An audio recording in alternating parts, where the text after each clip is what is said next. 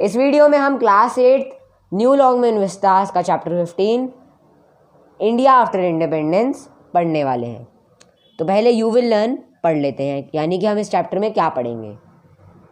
1947 में newly independent India के द्वारा क्या चैलेंजेस फेस किए गए, प्लान्ड इकोनॉमिक डेवलपमेंट के बारे में पढ़ेंगे, गवर्नमेंट के द्वारा कौन कौन से रिफॉर्म्स इम्प्लीमेंट हुए, इंडिपेंडेंस मिलने के बाद इंडिया ने डेवलपिंग नेशन और ग्रोइंग इकोनॉमी तरह प्रोग्रेस की।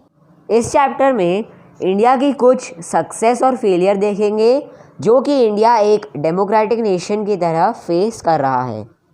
अब डेवलपमेंट्स सिंस 1947 पढ़ते हैं।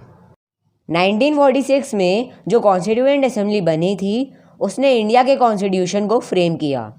ड्राफ्टिंग कमेटी ने चेयरमैन B.R. अम्बेडकर के अंडर में कॉन्स्टिट्यूशन प्रिपेयर किया जो 26 नवंबर 1945 को फाइनली अडॉप्ट किया गया। हालांकि 26 जनवरी 1950 को ये इम्प्लीमेंट हुआ। यह डेट इसलिए चूज़ की गई क्योंकि कांग्रेस ने 26 जनवरी 1930 में पूर्ण स्वराज डे चूज़ किया था, यानी कि 26 जनवरी 1930 को पूर्ण स्वराज डे चूज़ किया था। कॉन्स्टिट्यूशन फ्रेम करने वालों ने यह idea UK, USA, Ireland, Canada, south Africa, Germany और अदर कंट्रीज से बोरो किया था। अब नेहरूवियन सोशलिज्म पढ़ते हैं। जवाहरलाल नेहरू इंडिया के पहले प्राइम मिनिस्टर बने। उन्होंने इंडियन कॉन्स्टिट्यूशन में सोशलिज्म के फॉर्म को इंट्रोड्यूस किया। उन्होंने इंडिया को एनविसेज्ड किया, एनविसेज्ड मतलब कि परिकल्पित किया, जो स्टेट प्लानिंग के साथ स्ट्रैटेजिक बेसिक इंडस्ट्रीज के कंट्रोल को कंबाइन करेंगे। इसे मिक्स्ड इकोनॉमी का मॉडल कहते हैं। इसका मतलब है कि यहाँ एक प्लान्ड इकोनॉमी होगी जहाँ कैपिटल का फ्लो सेंट्रल गवर्नमेंट के द्वारा किया जाएगा। पब्लिक सेक्टर को ट्रेड में और इंडस्ट्री में प्रोग्रेसिवली ग्रो करेंगे, जहाँ की एग्रीकल्चर और small scale industries private sector में ही रहेंगी।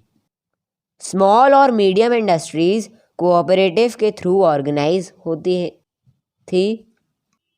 एग्रीकल्चर और इंडस्ट्री में स्टेट ट्रेडिंग और कोऑपरेटिव्स प्राइवेट सेक्टर के गवर्नमेंट कंट्रोल, पब्लिक सेक्टर की प्लानिंग के थ्रू लार्जर सोसाइटी में प्रॉस्पेरिटी लाने का एम था।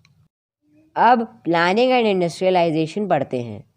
ब्रिटिश अंडर डेवलप्ड इकोनॉमी छोड़ के गई थी इंडिया में, इसलिए इंडियन इंडस्ट्रियलिस्ट और नेशनलिस्ट गवर्नमेंट के सामने पहला टास्क था कि प्लान्ड इकोनॉमिक डेवलपमेंट का रास्ता चूज़ करें ताकि इंडिया की इकोनॉमी को क्राइसिस से बाहर ला सकें।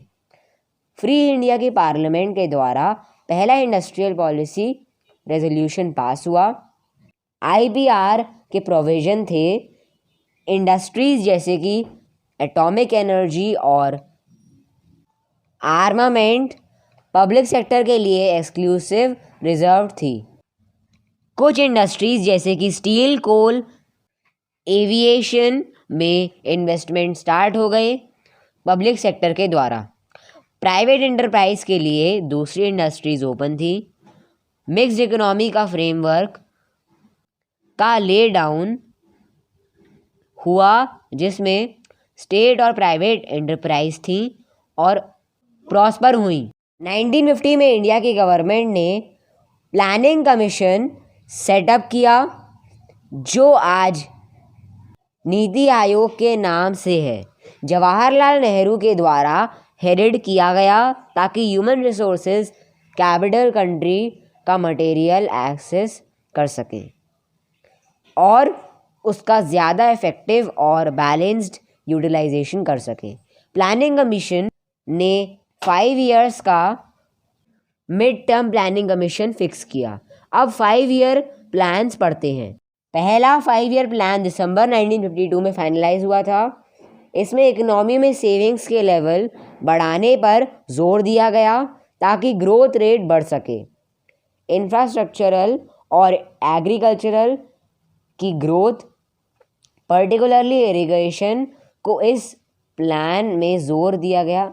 सेकेंड प्लान में हेवी इंडस्ट्रीज़ के डेवलपमेंट में जोर दिया गया। उसके बाद 5 ईयर प्लान में दोनों एग्रीकल्चर और इंडस्ट्रियल ग्रोथ पर जोर दिया गया। अब अग्रेरियन रिफॉर्म्स पढ़ते हैं। गवर्नमेंट ने कम्प्रिहेंसिव प्रोग्राम लॉन्च किया लैंड के लिए 1950 के बाद, और इसमें बीच में इन्वॉल्व होने वाला पर्सन का अबॉलिशन, इंक्लूड किया लैंड का रीडिस्ट्रीब्यूशन और होल्डिंग्स का कंसोलिडेशंस था।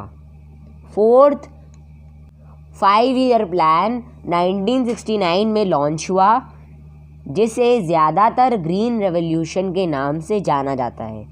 यह यूनाइटेड स्टेट्स ऑफ अमेरिका की हेल्प से पॉसिबल हुआ, जिसने इस वेंचर के लिए इन्वेस्टमेंट किया। इसने इंडिया को फूड ग्रेन क्राइसिस से बाहर आने में हेल्प की। नॉर्थ इंडिया स्पेशली पंजाब ने अच्छा और ज़्यादा फूड ग्रेन की पैदावार स्टार्ट की। नई स्ट्रैटेजी ने अच्छा रिजल्ट डिलीवर किया, हालांकि इसकी कुछ डिस्ट्रीब्यूशनल लिमिटेशंस थी। इतना अच्छा रिजल्ट रहा कि फूड के फ्रीक्वेंट इंपोर्ट्स की बात तो बहुत पुरानी हो गई थी।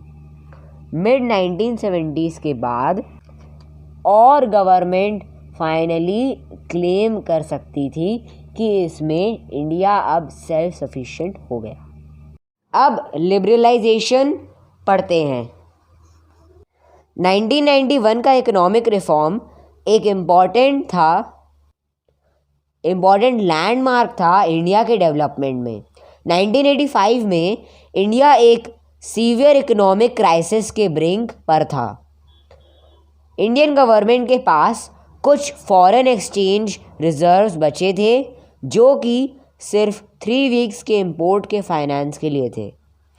इमीडिएट अटेंशन की ज़रूरत थी, और प्राइम मिनिस्टर चंद्रशेखर के टाइम की गवर्नमेंट ने बहुत सारे रिफॉर्म में अशर डिसाइड किया था। अशर यानी कि स्टार्ट करना, शुरुआत करना, जिसे लिबरलाइजेशन कहते हैं। लिबरलाइजेशन कहा गया। रिफॉर्म ने 3 ब्रॉड एरियाज़ में चेंज आया। कलेक्टिवली इसे लिबरलाइजेशन कहा गया। रिफॉर्म्स ने 3 ब्रॉड एरियाज़ में चेंज आया। कलेक्टिवली इसे लिबरलाइजेशन, प्राइवेटाइजेशन एंड ग्लोबलाइजेशन थे। यानी कि इसमें लिबरलाइजेशन, प्राइवेटाइजेशन और ग्लोबलाइजेशन थे। अब पेज 113 देखते हैं। लिबरलाइजेशन ने रेगुलेटरी हर्डल्स यानी कि बाधाओं को दूर किया और लाइसेंसिंग रिक्वायरमेंट को कम किया। इन इफेक्ट इसने इंडस्ट्रीज़ को नंबर ऑफ रेगुलेशंस से फ्री किया। प्राइवेटाइजेशन ने स्टेट और पब्लिक सेक्टर के रोल को बिजनेस में कम किया। ग्लोबलाइजेशन ने इंडिया में मल्टीनेशनल कॉरपोरेशन को ऑपरेट करने का रास्ता खोला। ग्लोबलाइजेशन ने प्रोसेस में world trade opening up, advanced means of communication का development, global financial markets, MNCs की ग्रोइंग इम्पोर्टेंस और पॉपुलेशन माइग्रेशंस इंक्लूड है। हालांकि लोगों की मोबिलिटी बढ़ने से गुड्स, कैपिटल, डेटा और आइडियाज़, मैनी इन्फेक्शंस, डिसीजेज और पोल्यूशन भी फास्ट स्प्रेड हुआ। 19वीं सेंचुरी तक इंडियन इकोनॉमी के ग्लोबलाइजेशन का प्रोसेस ट्रेड और इन्वेस्टमेंट के बैरियर्स के द्वारा कंस्ट्रेंड थी। 90s में फाइनेंशियल इन्वेस्टमेंट और ट्रेड के लिबरलाइजेशन के फ्लो ने कंपटीशन के बैरियर्स को कम कर दिया और ग्लोबलाइजेशन के पेस ने हैस्टेंड किया।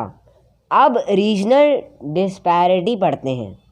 कंट्री के डिफरेंट पार्ट्स का बैलेंस डेवलपमेंट और लेस डेवलप एरियाज जैसे कि नॉर्थ ईस्टर्न स्टेट्स बिहार और मध्य प्रदेश में इकोनॉमिक प्रोग्रेस के बेनिफिट्स को एक्सटेंड करना इकोनॉमिक प्लानर्स का ऑब्जेक्टिव और एम था, पर ये प्रोग्राम्स ज़्यादा कुछ फ़ायदे नहीं दे पाए। पुअर पीजेंट्री और कंट्री की ग्रोथ के लिए अब एग्रीकल्चरल सेक्टर्स पढ़ते हैं। एग्रीकल्चर सेक्टर में नई टेक्नोलॉजीज़ और अच्छी क्रॉप वैरायटीज़ के कारण प्रोडक्शन टारगेट लगभग अचीव हो गया, पर इसने रीजनल और क्रॉप डिस्पैरिटीज़ को बढ़ा दिया। वहीं दूसरी स्टेट्स जैसे कि पंजाब, हरियाणा और उत्तर प्रदेश ने कंट्री के फूड ग्रेन्स का 1/3 पैदा किया और दूसरे स्टेट्स लाइक बिहार, गुजरात, कर्नाटका, उड़ीसा, आंध्र प्रदेश और महाराष्ट्र पीछे रह गए एग्रीकल्चर प्रोडक्शन में। ये इम्बैलेंस सिर्फ रीजनल नहीं था, यह क्रॉप्स में भी इम्बैलेंस था। वीट और शुगरकेन जैसे क्रॉप्स का शेयर बढ़ गया था, वहीं पल्सेस का डाउन हो गया। ग्रेन रेवोल्यूशन का अचीवमेंट पार्शियल था। इतने सालों में रीजनल डिस्पैरिटीज़ बढ़ गई हैं। अब इंडस्ट्रियल सेक्टर पढ़ते हैं। अलग अलग स्टेट्स में कम डेवलप्ड एरियाज़ में स्पेशल इंडस्ट्रियल जोन्स बनाए गए। प्राइवेट सेक्टर को इनकरेज किया गया कि इन एरियाज़ में इंडस्ट्रीज सेटअप करें ताकि इस रीजन में एम्प्लॉयमेंट जनरेट हो। डेवलपमेंट स्ट्रैटेजी स्ट्रक्चर में चेंजेस किए गए ताकि डिसएडवांटेज्ड एरियाज़ और पॉपुलेशन के एक हिस्से को डेवलपमेंट के मेन स्ट्रीम में पार्टिसिपेट करा सकें। हमारे economic planners growing population, unemployment बढ़ाने, लिटरेसी रेट कम होने और गरीबी बढ़ने की प्रॉब्लम्स को टैकल करते हैं। अब इंडियाज़ फॉरेन पॉलिसी पढ़ते हैं। इंडिया के इंडिपेंडेंस के बाद फॉरेन पॉलिसी धीरे धीरे बढ़ी। इसके बेसिक प्रिंसिपल्स इंडिपेंडेंस के बाद डिटरमाइन हुए। इंडिया ने इम्पेरियलिज्म को हर फॉर्म में अपोज किया। इम्पीरियलिज्म मतलब कि साम्राज्यवाद। कॉलोनियल लोगों के लिबरेशन के फेवर में खड़े हुए। अपना वर्ल्ड पीस में विश्वास बताया। इस पर्पस से यूनाइटेड नेशंस को सपोर्ट किया। अब नॉन अलाइंड मूवमेंट पढ़ते हैं। Non alignment policy foreign policy initiative था, यानी कि इंडिया का इंटरनेशनल रिलेशंस में कंट्रीब्यूशन था। यह कहा जाता था कि यह डायरेक्टली सेकेंड वर्ल्ड वॉर के स्टार्ट होने के बाद की कोल्ड वॉर से रिलेटेड था। कोल्ड वॉर का मतलब उस टेंशन से जो दो मेजर पावर्स के बीच था। दो मेजर पावर मतलब कि यूनाइटेड स्टेट्स ऑफ अमेरिका और सोवियत यूनियन। ये टेंशन वॉर के ख़त्म होने के बाद का था। Non alignment movement 29 Afro Asian Nations के बैंडंग कॉन्फ्रेंस में कंसीव्ड हुआ था। 1961 में पहली नॉन अलाइंड नेशंस की मीटिंग बेलग्रेड में हुई। नॉन अलाइनमेंट की पॉलिसी में दोनों ब्लॉक्स दूर रहना और किसी को भी मिलिट्री साइड मत लो। इंडिपेंडेंट फॉरेन पॉलिसी इवॉल्व करने में इंडिया पहली कंट्री थी जिसने नॉन अलाइनमेंट पॉलिसी सबसे पहले चूज़ की, जवाहरलाल नेहरू की लीडरशिप में। उसके बाद बहुत सी कंट्रीज़ जैसे कि यूगोस्लेविया और इजिप्ट ने भी नॉन अलाइनमेंट मूवमेंट ज्वाइन किया, क्योंकि यह इम्पेरियलिज्म, कॉलोनियलिज्म और रेशियल डिस्क्रिमिनेशन का अपोज करता है। यह सारी कंट्रीज़ को बराबर स्टेट्स देता है और नेशंस के बीच फ्रेंडली रिलेशंस को इनकरेज करता है, ना कि वर्ल्ड के बाइपोलर डिवीज़न को। इंडिया की फॉरेन पॉलिसी की कुछ प्रायोरिटीज़ हैं, जैसे कि कंट्री का इकोनॉमिक डेवलपमेंट फॉरेन अफेयर्स में इंडिपेंडेंस एक्शन को मेंटेन, कंट्री के सोवरेनिटी को सेफगार्ड करना और टेरिटोरियल इंटीग्रिटी और वर्ल्ड पीस। इंडिया का मानना है कि यह सब तभी अचीव हो सकता है जब पावर ब्लॉक्स को दूर रखें और फॉरेन पॉलिसी डिसीजन में फ्रीडम रहे। अब सार्क पढ़ते हैं। उसी तरह से इंडिया ने भी अपनी फ्रेंडली रिलेशनशिप बना के रखी साउथ ईस्ट एशिया की कंट्रीज से। The south east Asia association for regional cooperation, SAARC, in region में पीस, स्टेबिलिटी और इकोनॉमिक प्रोग्रेस को बनाए रखने के लिए फॉर्म हुई थी। सार्क म्यूचुअल कॉरपोरेशन के थ्रू काम करती है। इंडिया सार्क के साथ एक्टिव पार्टिसिपेशन रखती है रीजनल कोऑपरेशन के लिए, पर्टिकुलरली इकोनॉमिक स्फीयर में। आज India look east policy implement कर रही है जो बहुत इम्पॉर्टेंट इकोनॉमिक कंसिडरेशन है और ये बहुत इम्पॉर्टेंट इकोनॉमिक कंसिडरेशन के द्वारा फॉर्मुलेट हुई है। अब India's relation with its neighbour पढ़ते हैं। पहला है चाइना। इंडिपेंडेंस के बाद इंडिया ने चाइना के साथ अच्छे रिलेशन बनाने की कोशिश की। चाइना में नई गवर्नमेंट बनी माओ से तंग के अंडर में, पर 1950 में Chinese people's liberation army Tibet में एंटर हो गई और अपने कंट्रोल में तिब्बत को कर लिया। 1954 में इंडिया और चाइना एक एग्रीमेंट तक पहुँचे। यह एग्रीमेंट पंचशील या 5 प्रिंसिपल्स के नाम से जाना जाता है। इस एग्रीमेंट के मेन पॉइंट्स हैं: एक दूसरे की टेरिटरी के लिए रिस्पेक्ट यानी कि नॉन एग्रेशन, एक दूसरे के इंटरनल अफेयर्स में कोई इंटरफेरेंस नहीं करेगा, इक्वलिटी, एक दूसरे के बेनिफिट्स और पीस के लिए सोचना। 1985 से 1960 तक के समय में चाइना और इंडिया के बीच टेंशन और क्लैशेस बढ़ गए थे। अभी रिसेंट ईयर्स में चाइना और इंडिया के थोड़ा पास आ गया है इकोनॉमिक बेनिफिट्स और डेवलपमेंट के लिए। ये साउथ ईस्ट एशिया में स्ट्रॉन्ग कंटेस्टेंट्स की तरह उभर रहे हैं। अब पाकिस्तान पढ़ते हैं। इंडिया और पाकिस्तान पहले एक ही नेशन था, इसलिए हम एक ही पास्ट शेयर करेंगे, कॉमन ट्रेडिशन और कल्चर भी शेयर करते हैं। हालांकि 1947 के बाद दोनों देशों में लैंड वाटर बॉर्डर्स के डिस्प्यूट पैदा कर दिए। इंडिपेंडेंस के बाद हमारी 3 मेजर वॉर्स हुई 1965, 1971 और 1999 में। दोनों देश इंडस रिवर से पानी और कश्मीर की शेयरिंग की प्रॉब्लम का सल्यूशन ढूंढ रहे हैं और फ्रेंडली इकोनॉमिक रिलेशन डेवलप करना है जो कि दोनों देश के लिए अच्छा है। इंडिया ट्रस्ट, फ्रेंडशिप और कोऑपरेशन की रिलेशनशिप बनाने की कोशिश कर रहा है पाकिस्तान के साथ। अब बांग्लादेश पढ़ते हैं। बांग्लादेश ईस्ट पाकिस्तान के नाम से जाना जाता है। 1971 में सेपरेट नेशन बन गया। इंडिया ने बांग्लादेश के लोगों की हेल्प की फ्रीडम दिलाने के लिए। शेख मुजीबुर रहमान लीडर थे पाकिस्तान के डोमिनेशन से बांग्लादेश को फ्री कराने के समय। इंदिरा गांधी इंडिया की प्राइम मिनिस्टर थी। उन्होंने भी क्रूशियल रोल प्ले किया बांग्लादेश के फ्रीडम में। उन्होंने इंडियन ट्रूप्स को भेजा बांग्लादेश को फ्रीडम दिलाने के लिए। जैसे ही कंट्री बनी तो इंडिया ने फाइनेंशियल, मटेरियल और टेक्निकल सपोर्ट दिया बांग्लादेश को डेवलपमेंट के लिए। हमारी बांग्लादेश से इकोनॉमिक और कल्चरल टाइज हैं और नेचुरल कैलेमिटीज़ जैसे कि फ्लड्स और ड्रॉट में सपोर्ट प्रोवाइड किया।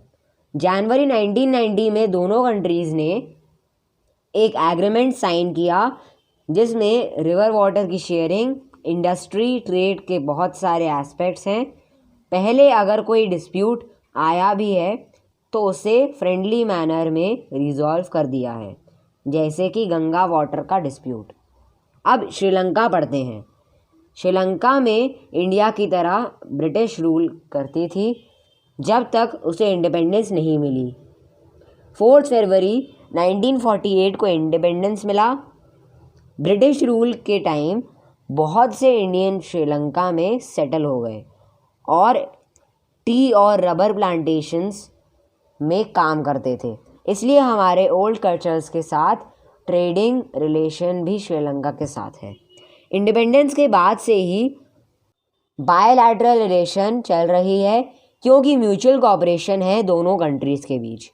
इंडिया ने श्रीलंका की हेल्प की उनके एथनिक डिस्टर्बेंस से लड़ने के लिए ट्रूप भेजी थी। हालांकि इंडिया उनके कंट्री अफेयर में इंटरफेयर नहीं करती है और फ्रेंडली स्टैचर बना के रखती है। अब नेपाल, भूटान और म्यांमार पढ़ते हैं। उसी तरह से इंडिया की अपने पड़ोसी देशों से अच्छी रिलेशन है। पड़ोसी देश जैसे कि नेपाल, भूटान और म्यांमार नेपाल के साथ हिस्टोरिकल, जियोग्राफिकल, रिलीजियस, कल्चरल और इकोनॉमिक बॉन्ड है। भूटान और म्यांमार के साथ म्यूचुअल ट्रस्ट और कोऑपरेशन बेस्ड रिलेशन है।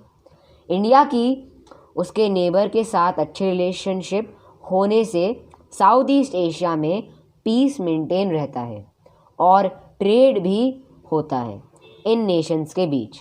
अब लुकिंग अहेड पढ़ते हैं। आज इंडिया वर्ल्ड की इंडस्ट्रियल पावर में से एक है। पास्ट 1.5 डेकेड में इकोनॉमिक डेवलपमेंट की वजह से इंडिया ने ये पोजीशन पाई है। 1991 लिबरलाइजेशन रिफॉर्म ने नॉन फॉरेन इन्वेस्टमेंट में ही नहीं बल्कि इंटरनेशनली इंडिया की कंपनीज को एक्सपैंड किया।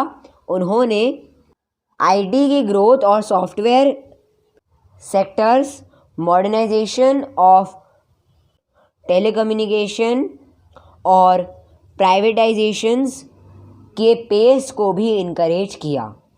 इंडिया की सक्सेस के बाद भी ऐसे बहुत से एरिया हैं जहां पर रिफॉर्म की ज़रूरत है। गवर्नमेंट को प्रोडक्टिव आवर्स को बढ़ाने में ध्यान देना चाहिए।